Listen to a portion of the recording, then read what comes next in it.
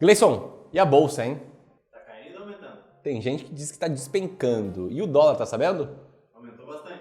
Tá subindo bastante. E nesse vídeo eu vou falar sobre isso. Vou te explicar aí a reação do mercado, as falas recentes do Lula e também segurança jurídica e essa neblina que surgiu com a contestação dos resultados das eleições pelo PL, né, o partido do atual presidente Bolsonaro. Vou te falar o que está acontecendo e também o que esperar e principalmente o que fazer com seus investimentos frente à loucura que está o mercado atualmente. Se você é clubista, acompanha aqui o canal, já deixa o teu like. Se você não é e achar o vídeo bom, vê aqui informações que você não vê em qualquer lugar, te inscreve no canal, clica no sininho e simbora.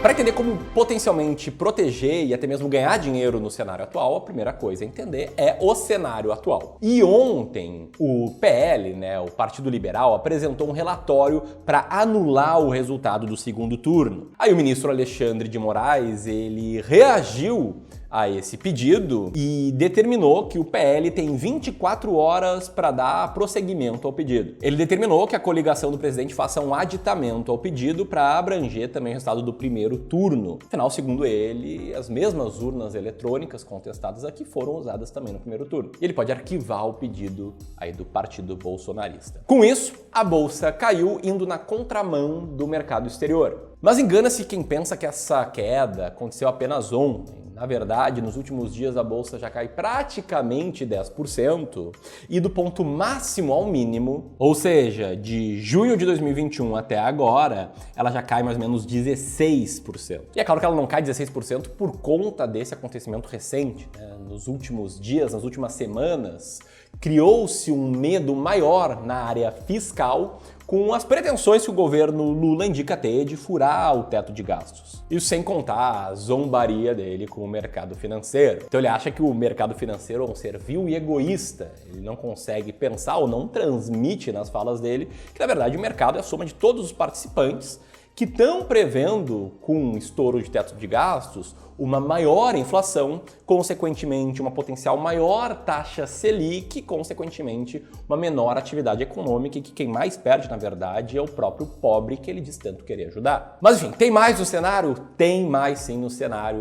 Tem também a discussão sobre o tamanho do aumento da taxa de juros nos Estados Unidos, que é uma medida importante para controlar a inflação, mas que também contribui para a desaceleração da economia, né? Se a taxa de juros de investimentos de renda fixa da economia mais sólida do mundo está mais alta, ela atrai investimento das pessoas e ela atraindo investimento das pessoas, esse investimento sai do capital produtivo, sai do investimento eventualmente em empresas, em ações, em imóveis, e isso também desacelera a economia. Com isso tudo, a bolsa cai 6% no último mês, do máximo ao mínimo praticamente 10%, 8,25%, e o dólar sobe aí mais ou menos 3,75% no mês, e do ponto mínimo ao máximo ele já sobe de R$ 5,04 para R$ 5,40, 7% de alta. E aqui eu acho que a forma com que eu mais consigo agregar valor é falando direto com o investidor. E você que é investidor, que acompanha o Clube do Valor, que clicou nesse vídeo e está me conhecendo, aliás, pode deixar teu comentário aí sobre o que você enxerga no cenário atual. Eu sei o que você mais teme, eu sei qual é o maior medo que você tem, porque eu também sou investidor. Eu sei que, sobretudo, o investidor que não está há 10 anos trabalhando no mercado financeiro como eu tô, ele fica mais perdida, fica com medo, né, de perder o dinheiro acumulado, o dinheiro que tu trabalha e se esforça para poupar todos os meses e botar em ativos. Fica com medo também de acabar com menos dinheiro do que o teu vizinho, por exemplo, deixou o dinheiro ali na poupança, que não entende nada, tá deixando o dinheiro paradinho e tá ganhando mais que tu, que investe na bolsa, investe por longo prazo aí nos últimos 2 anos. E eventualmente até um medo maior, né, de perder parte relevante do seu capital de forma permanente. Além do medo, eu vejo que muitas vezes os investidores ficam sem saber o que fazer. Ficam na dúvida, poxa, vendo tudo que eu tenho de ações, vendo tudo que eu tenho de fundos imobiliários e coloco na renda fixa, ou mais, vendo uma parte e coloco na renda fixa até deixar o cenário ficar um pouquinho mais claro, um pouquinho mais tranquilo. Ou até a dúvida contrária, né? Aproveito que bolsa está mais barata, aliás, a bolsa está muito barata e compro mais. Enfim, o que fazer com os seus investimentos? E eu vou te ajudar aqui a tomar as melhores decisões possíveis. E para tomar as melhores decisões possíveis, tem 3 fatos que provavelmente você não conhece, mas que precisa conhecer. O primeiro fato é que o que está acontecendo aqui é normal. E você pode pensar, pô, Ramiro, como assim normal? A gente está falando aqui de insegurança jurídica, de um questionamento ao resultado das eleições, ou ainda, né, uma promessa de furar teto de gastos. Bom, aqui eu não quero nem falar que esse questionamento ao resultado das eleições já aconteceu no passado. Em 2014, por exemplo, o Aécio Neves fez algo parecido. Ele pediu uma auditoria para verificar a lisura do resultado das eleições, algo que talvez você nem se lembre, mas acabou não dando em nada. E antes das eleições de 2018, o próprio Bolsonaro, ele fez um auê lá sobre as urnas. Só que não é disso que eu quero falar, não é isso que é normal, né? Sempre tem alguma coisa acontecendo no dia a dia do mercado, sempre tem um auê político, macroeconômico, ligado à inflação, ao desemprego, e é assim que funciona a vida. Mas eu quero falar aqui que é normal a bolsa cair 8, 10% num período curto ou cair 16% num período um pouco mais longo, né, de um ano e meio mais ou menos. E para você entender como é normal, te liga só nessa tabelinha aqui que eu vou te explicar, tá? O que é o drawdown simulado, né? É uma palavra em inglês, drawdown, que significa a maior queda, do máximo ao mínimo da bolsa. Aqui eu estou simulando desde 1996 até hoje, em quantos por cento dos dias a bolsa estava caindo 8,5% ou mais em relação à máxima. Então você que investiu na máxima recente e tá vendo a bolsa cair 8,5%, fica bem tranquilo porque em 2/3 dos dias praticamente isso acontece. E mais, tá? Se a gente pegar uma queda de 16%, que é lá dos 130 mil pontos até agora é o que a bolsa cai, você pode ver que em mais ou menos 47% dos dias, quase a metade deles, isso está acontecendo na bolsa.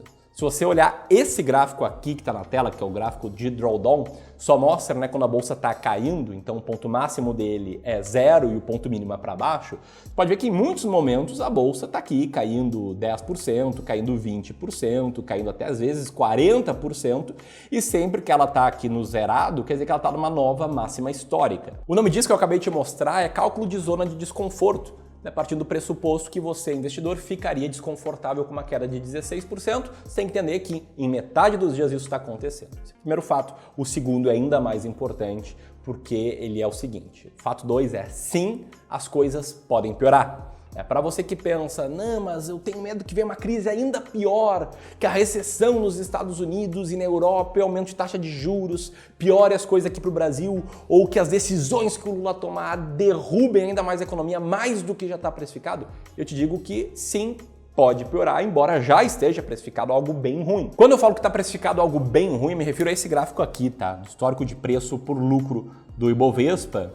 Quanto menor for, mais é forte o sinal de que a bolsa está barata, e atualmente o índice preço por lucro da bolsa está nas mínimas, né? Mínimas equivalentes só aconteceram ali na auge da crise do subprime, também ali quando o Lula foi eleito, final de 2002, que o mercado se estressou bastante, e uma queda muito grande aqui do índice de preço por lucro aconteceu na crise do coronavírus. Mas quando eu falo que pode piorar é porque várias vezes no passado a gente teve crises ainda maiores do que essa atual. Te liga só nessa manchete aqui. Bolsas desabam no mundo. Bolsa cai 9,94% em um dia, caindo quase 40% em um mês. Tá, isso aqui a gente está falando do ano de 1998, numa crise, primeiro externa lá da Ásia, que depois entrou, né, se juntou com uma crise interna do Brasil, quando a taxa Selic foi para 49,75%. Isso mesmo, a taxa Selic nessa época chegou a 49%, e a bolsa chegou a cair mais ou menos, ou melhor, exatamente 65,04%. Isso mesmo, no dia 10 de setembro de 1998, a bolsa acumulou uma queda de 65%. E essa foi só uma das várias crises que a gente teve. Na verdade, ó, aqui está um quadro com as principais crises aí dos últimos 25 anos. Você pode ver que, além dessa crise, teve a crise em 2002, em que a bolsa caiu 55%. Depois, em 2008, que ela caiu 59%. E em 2020, quando ela caiu quase 50%. E você pode ver aqui nesse gráfico que, na maioria das vezes, ela recuperou a sua máxima anterior em menos de um ano e meio, mas também ficou quase uma década sem recuperar a máxima anterior, né? Falando aqui do Ibovespa, no caso da crise de 2008, que foi uma crise externa, que culminou logo depois na sequência numa crise interna. Ou seja, pode piorar. Isso nos leva ao terceiro fato, que é o fato de que a maioria dos investidores perde na Bolsa de Valores. E aqui tem um estudo fantástico do JP Morgan, chamado, numa tradução livre, tá? A diversificação e o investidor médio em 20 anos de retorno anualizado, que mostrou o seguinte: dos 20 anos de 2001 até o final de 2020, Fundos imobiliários lá nos Estados Unidos, né, o equivalente a fundos imobiliários REITs, cresceram 10% ao ano em dólares, mercados emergentes cresceram 10% ao ano em dólares, small caps, que são ações de empresas menores, cresceram entre 8% e 9% ao ano em dólares. A Bolsa de Valores como um todo, em dólares, cresceu 7,5% ao ano e o investidor médio viu sua carteira render apenas 2,9% ao ano. E digo mais, quanto menor for a janela com que o investidor individual mexe na carteira, né, tentando descobrir o que vai subir, o que vai cair, pior as coisas. Não à toa, um estudo feito pela FGV concluiu que a maioria dos day traders, ou seja, 97% deles, perde dinheiro. Isso justamente acontece por conta de momentos assim. Porque o que faz o investidor? Ele vende na baixa quando as notícias são todas ruins, quando está tudo caindo, quando o futuro parece assustador, e ele vai para a renda fixa, que vai estar rendendo mais, deixa o dinheiro paradinho, e depois o que ele faz? Ele espera o cenário melhorar. Só que o que acontece quando o cenário melhora, quando as notícias são boas, quando o PIB volta a crescer, a inflação fica controlada e a maré melhora? A bolsa já vai estar em 130, 150 mil pontos. Lembra dessa tela aqui que eu te mostrei agora há pouco, daquela queda dos anos 90, quando a bolsa caiu 65%? Pois é, ela se recuperou em menos de um ano e meio e mais do que isso, tá? Olhando aqui para a Bolsa de Valores brasileira, essa crise foi esse momento aqui do gráfico circulado em vermelho. E de lá para cá, quem entrou antes da crise, durante a crise, depois da crise, ganhou muito dinheiro, inclusive muito mais do que a renda fixa, porque investiu em ações para o longo prazo e porque por trás de ações tem empresas que visam gerar lucro, que visam crescer, que visam expandir e que geram riqueza para o país e também para o mundo. Conhecendo esses três fatos, o que fazer com seus investimentos? Você tem que fazer duas coisas, eu vou te dizer quais elas são, depois eu vou te falar o que eu estou fazendo, não só com o meu dinheiro, mas também como cofundador do Clube do Valor, falando em nome do Clube do Valor, com o dinheiro dos nossos clientes, aqui dos nossos serviços de aconselhamento financeiro e wealth management. Então, quais são as duas coisas que você precisa fazer? Primeiro, faça isso aqui para aumentar suas chances de sucesso. Tá, e o que é isso? Se liga só aqui no gráfico do Ibovespa, tá?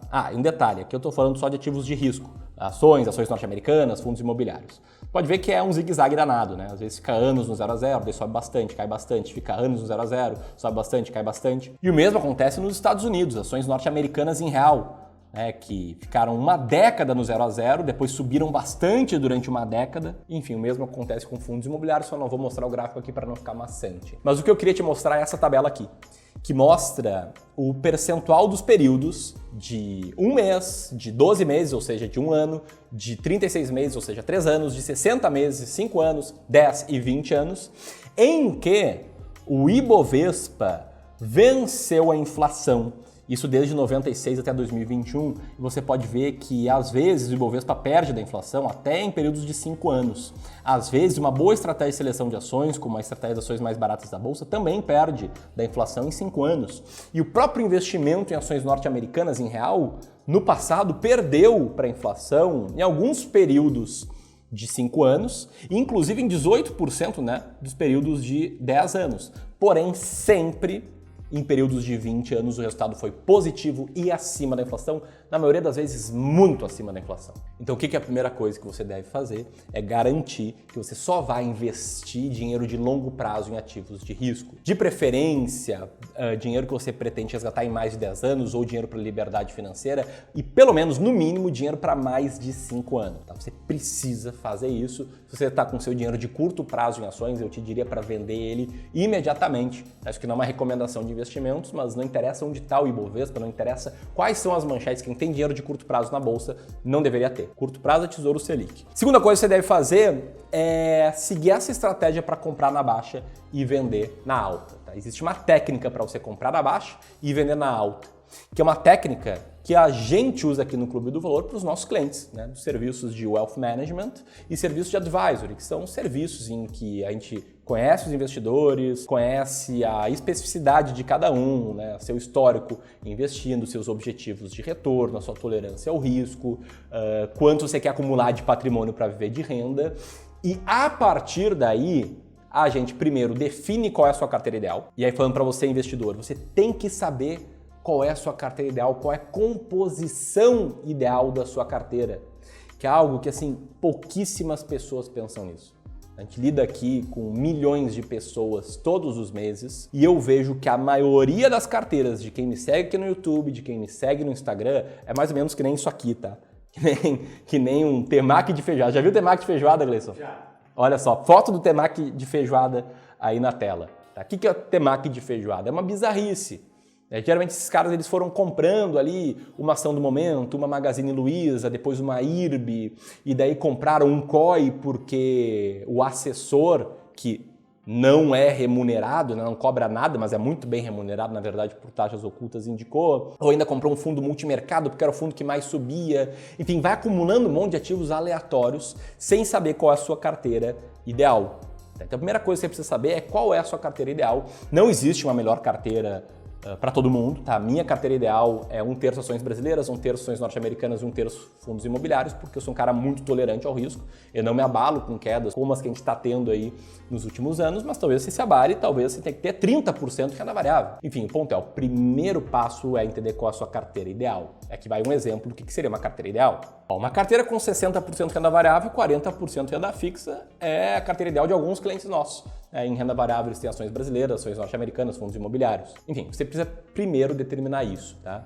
Aqui tem um bônus, aliás, se você está curtindo o vídeo e quiser que a gente aqui do clube faça uma análise da sua carteira de investimentos, a gente faz isso atualmente para quem tem mais de 300 mil reais para investir no longo prazo, que a gente presta esse serviço de forma gratuita, para depois te sugerir uma carteira nova e te fazer uma proposta comercial, colocando os pingos nos is, sendo bastante transparente aqui. Tenho certeza que se você tem mais de 300 mil reais, a nossa proposta vai ser muito boa e provavelmente melhor do que você tem hoje, muito mais transparente. Então, se você quiser fazer uma análise da sua carteira de investimentos atual, com a gente aqui do Clube do Valor, quiser conversar com alguém, tem mais de 300 mil reais para investir, aperta aqui no botão e solicita aí esse serviço, tá? Se você pensa, pô, mas só para quem tem 300 mil reais, cara, fica tranquilo que a gente tenta atender todo mundo aqui com conteúdos gratuitos praticamente todos os dias, mas a gente tem um negócio de investimentos, a gente acredita que empreender gera riqueza e melhora a vida das pessoas. Mas enfim, passo número 1 é esse, tá? Definir a carteira ideal.